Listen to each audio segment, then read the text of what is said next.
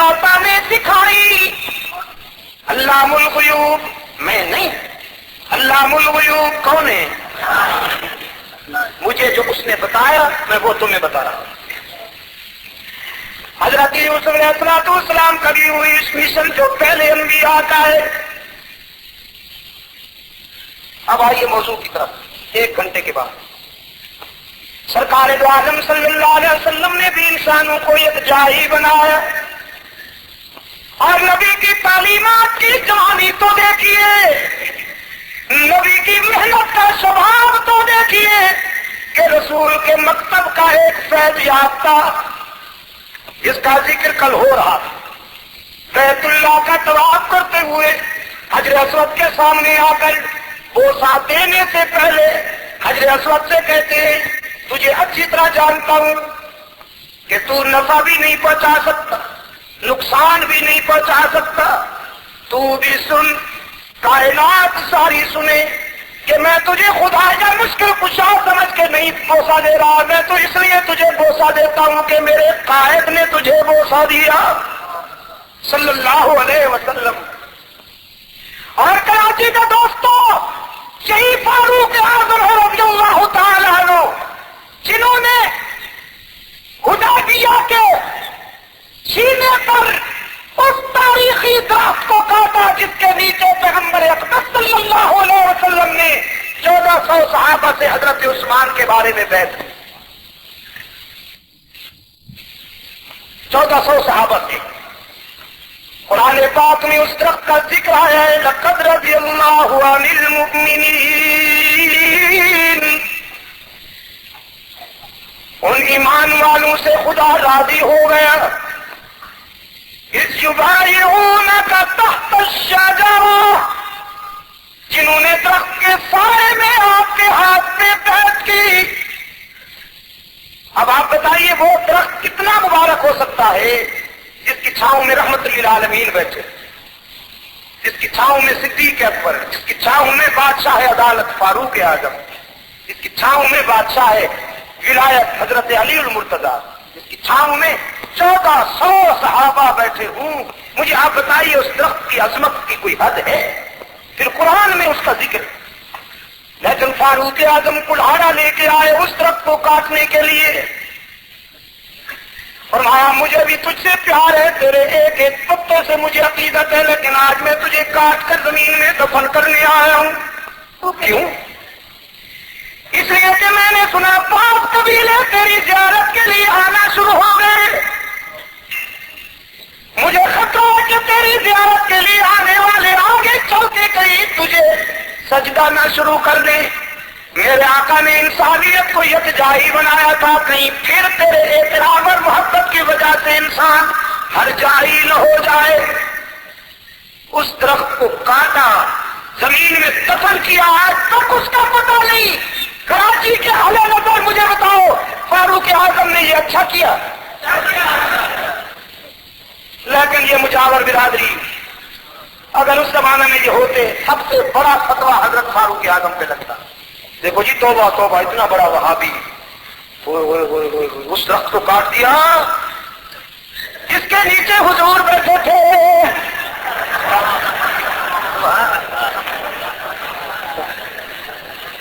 جس کے چھاؤں میں حضرت صدیق اکبر نے ڈیرے لگائے تھے,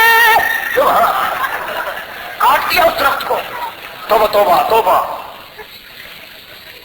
میرے عزیز دوستو, فاروق اعظم جو ہے دینی خاص کا مرکب اور ملی حمیت کا حوالہ, فکر فاروق اعظم کی عظمتوں کا یہ عالم ہے کہ یہ مرد نر پیغمبر کے قدموں میں بیٹھ کر جب بولتا ہے تو اس کی گفتگو قرآن بن کے عرش بری سے اترتی ہے. فاروق اعظم رضی اللہ تعالیٰ عنہ نے رائے دی, آقا یہ بدر کے غزوے کے نتیجے میں جنگی قیدی بن کے آنے والے, انہیں ہمارے حوالے کر دیجئے, ہم ان کا سر قلم کر کے دنیا پہ بات ظاہر کر دیں گے کہ جو محمد کا نہیں وہ ہمارا بھی نہیں صلی اللہ علیہ وسلم. الف الف مرہ بعدد کل ذرہ. صدیق اکبر رضی اللہ تعالیٰ عنہ اس سے پہلے تجویز عرض کر چکے تھے آقا، اس نے سلوک فرمائی انہیں آزاد کر دیجیے، فدیہ لے کر آزاد کر دیجیے۔ سرکار دو عالم صلی اللہ علیہ وسلم نے فرمایا عمر جلالی ہونا تو باتیں بھی جلالی کرتے ہو۔ کل میں نے ایک بات کہی تھی، شاید آپ کو یاد ہو، کہ ابو بکر جو ہے فنا فی الرسول ہیں اور فاروق اعظم کیا ہے؟ فنا فی اللہ ہے۔ اس لیے صدیق مرکز جمال ہیں، فاروق مرکز جلال ہے۔ نسبتوں کا اثر ہے نا، وہ چونکہ رسالت کے حسن میں فنا ہے تو وہاں جمال ہی جمال ہے، اور یہ فنا فی اللہ ہے۔ پریکٹیکل اگر آپ نے دیکھنا ہو تو حج کے موقع پہ مدینے والوں کو بھی دیکھ لیجئے گا، مکے والوں کو بھی دیکھ لیجئے گا۔ مدینہ والوں کے بول بھی ایسے معلوم ہوتا ہے جیسے پھول چڑھ رہے ہو، ان کا غصہ بھی پیارا ہوتا ہے، لیکن مکہ میں ذرا قدم تو رکھیے، وہاں مرکز جلال ہے۔ کسی سے بات کیجیے اللہ ہو، ٹھیک ہے اللہ ہو، بس کوئی ہے پوچھنے والا؟ میرے عزیز دوستو، سرکار دو عالم صلی اللہ علیہ وسلم نے فرمایا جلالی ہونا، باتیں بھی جلالی کرتے ہو۔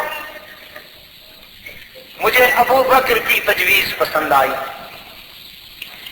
میں انہیں آزاد کرتا ہوں۔ عرش بری سے قرآن آیا، ما کان لنبی ان یکون له اسری حتی یسکن فی الارض۔ میرے پیغمبر،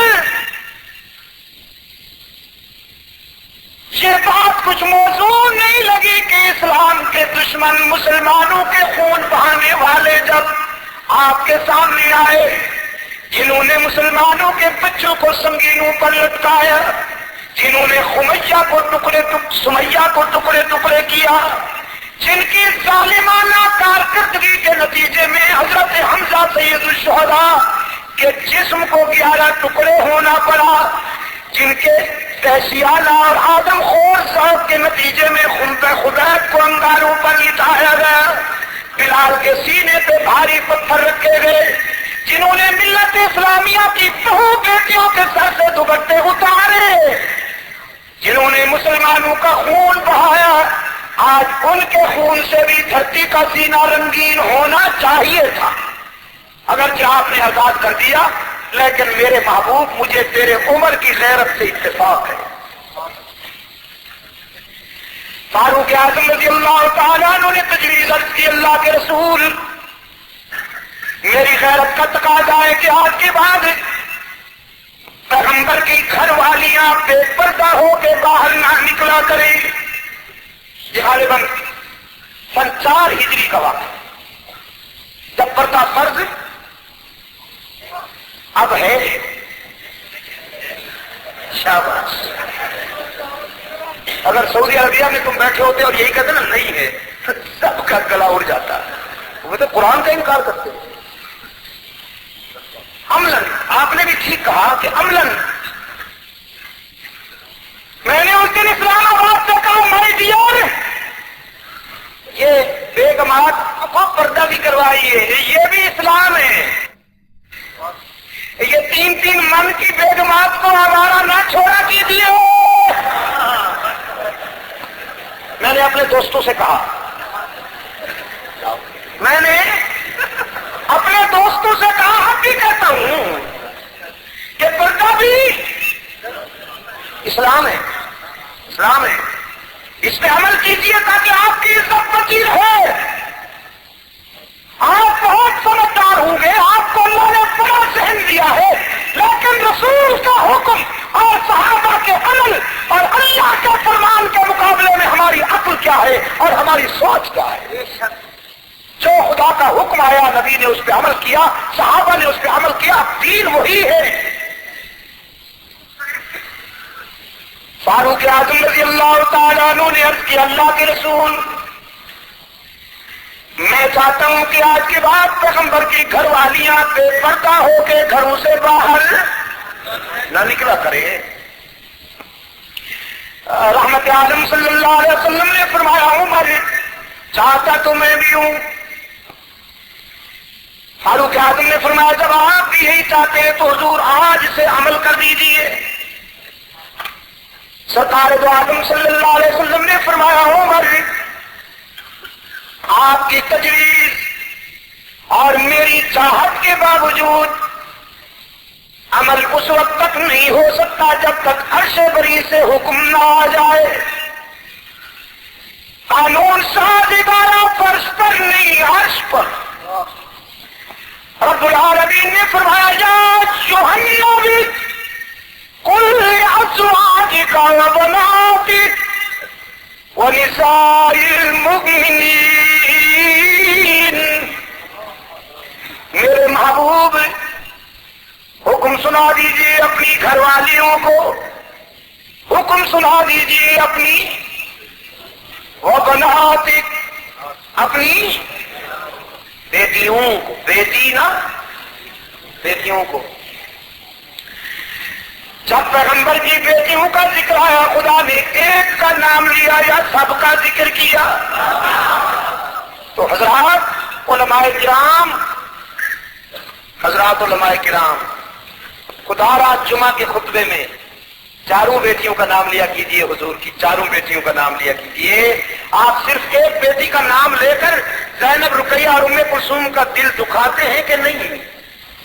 اگر حشر میں ان تینوں نے استغاثہ کر دیا اپنے ابا حضور کے سامنے کہ منافق تو انکار کرتے تھے ہمارا، وہ تو ہمیں آپ کی بیٹی نہیں مانتے تھے، لیکن اپنوں نے بھی جمعہ کے خطبے میں ہمارا نام خارج کر دیا تھا، تو سوچ لو نبی کے سامنے کیا جواب دو گے؟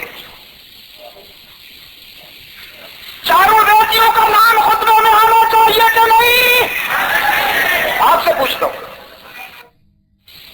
میرے عزیز دوستو، آج کے بعد جو بھی وعدہ کرو کہ جمعہ کے خطبے میں اپنے عالم سے، اپنے خطیب سے آپ درخواست کریں گے کہ حضرت چاروں بیٹیوں کا نام لیا کیجیے،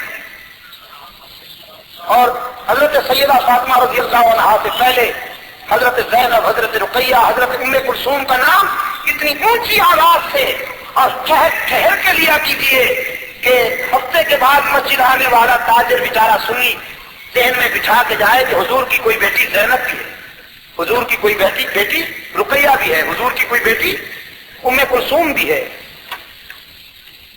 علماء سے درخواست کرو، درخواست کہہ رہا ہوں، کہیں کچھ اور نہ سمجھ لینا۔ فرمایا قل لأزواجک وبناتک،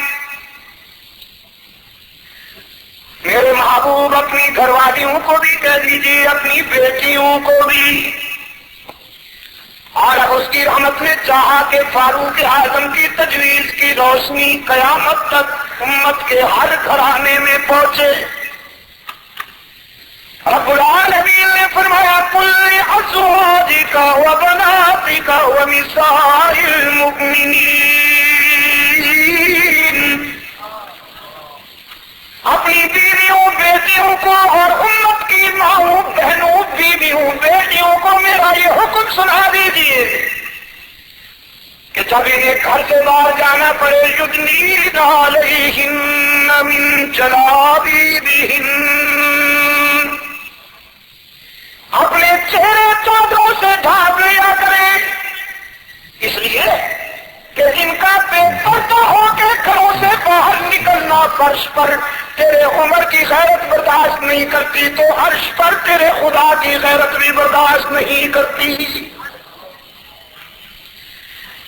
کراچی کے دوستوں، فاروق اعظم کی غیرت